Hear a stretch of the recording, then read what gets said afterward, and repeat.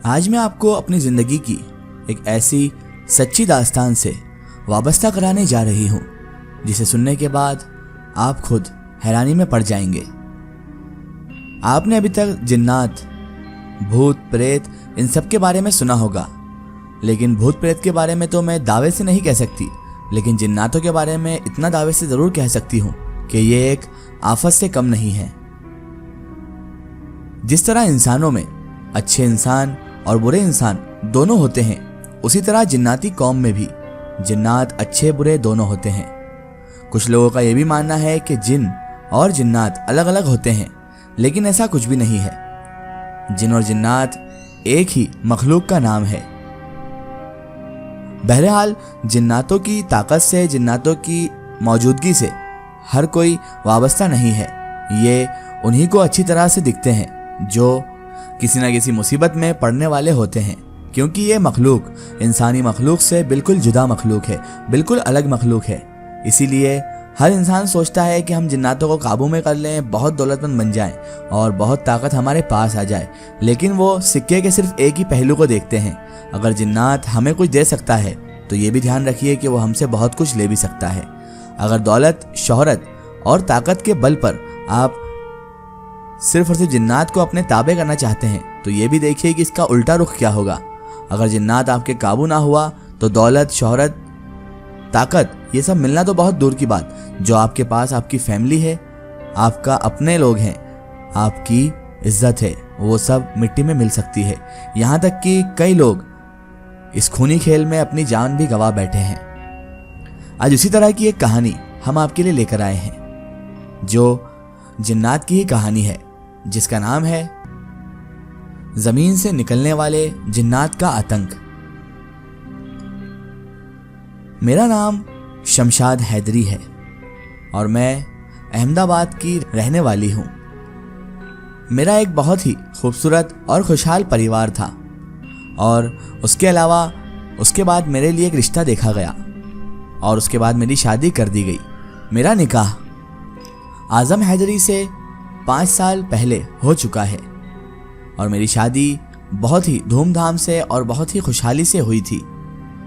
और हम दोनों मियाँ बीवी के बीच भी बहुत अच्छी मोहब्बत और बहुत अच्छा कॉम्बिनेशन और कोऑर्डिनेशन है।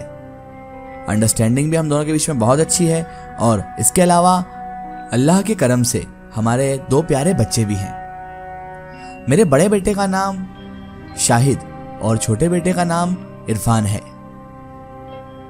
मेरे शौहर यानी कि आजम सब्जी मंडी में सब्जी का ही काम करते हैं। उनकी सब्जी मंडी में एक बहुत बड़ी दुकान है और अल्लाह के करम से उनका कारोबार बहुत अच्छा चलता है।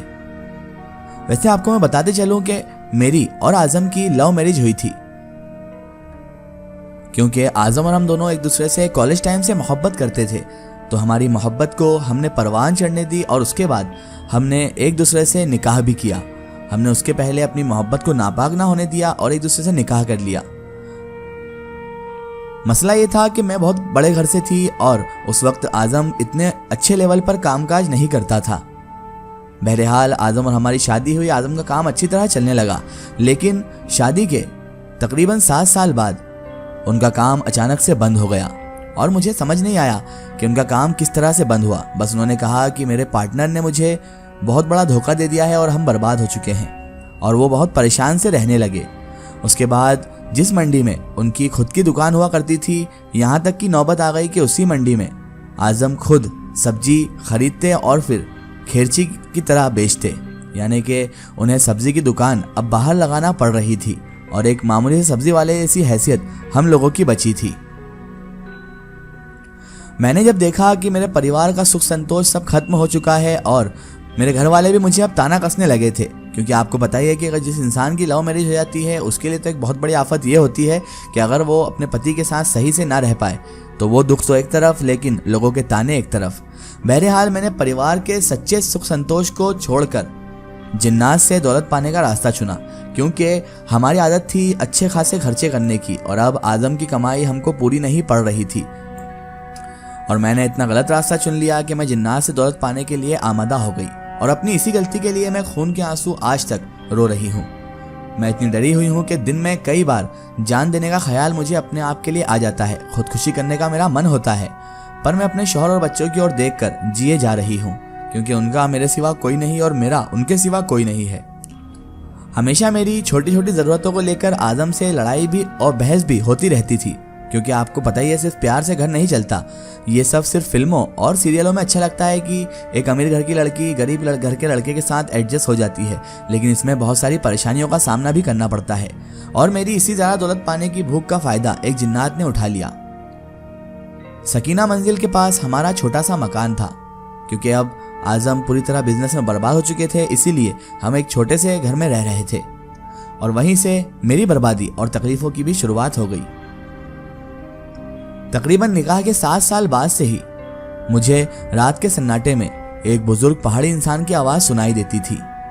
दिन पर दिन यह सिलसिला बढ़ता गया और इस नए घर में मैंने आज़म से भी कहा कि मुझे यहाँ अजीबोगरीब ख्वाब आते हैं, अजीबोगरीब आवाज़ें सुनाई देती हैं, लेकिन उसने कह दिया कि ये मेरा वहम है और उसने कहा कि तुम ज़्यादा मत सोचा करो इस बारे में, वरना और चीज़ें बढ़ती जाएंगी। और ऐसा कहकर उसने मेरी बात टाल दी। एक रात जब आज़म काम से कहीं बाहर गए थे और बच्चे मेरे भाई जाने घर गए थे, तब अंधेरे में एक परछाई मेरे पलंग के पास आकर खड़ी हो गई और मेरा नाम पुकारने लगी। मैं चीखना चाहती थी, पर मेरी आवाज़ हलक में ही अटक गई।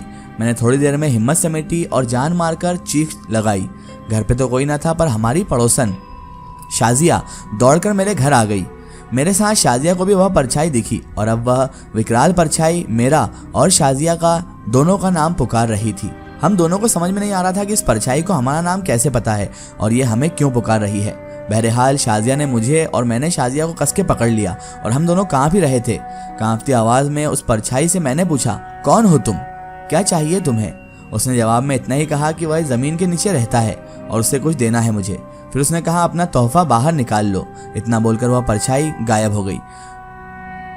मैंने कई सीरियल्स और फिल्मों और कहानियों में पढ़ा था कि जिन्नात इंसान को दौलत दे सकते हैं और जिन्नात कई बार इंसान को तोहफे के रूप में सोना, सोने का घड़ा या फिर खजाना दे देते हैं। तो मेरे दिमाग में वही बात आई और मैं उस परछाई को जिन्नात ही समझी थी और मैंने ये सोचा कि शायद ऊपर वाला मुझ पर मेहरबान हो गया है, इसीलिए उसने इस जिन्नात को मेरे सामने भेज दिया है खजाने का पता देकर।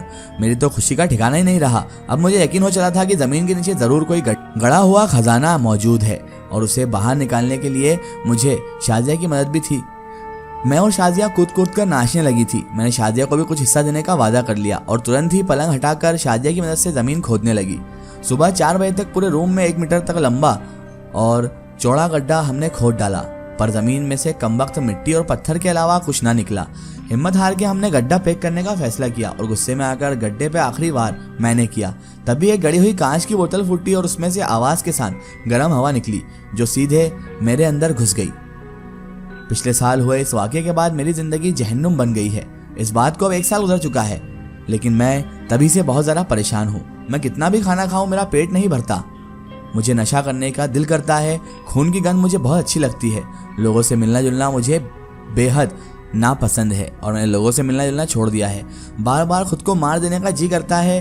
और मेरी पड़ोसन शाजिया भी अचानक शहर छोड़कर यहाँ से चली गई और मेरी इस तकलीफ के इलाज के लिए मेरी अम्मी ने दरगाह का धागा मेरे हाथ में बांधा है।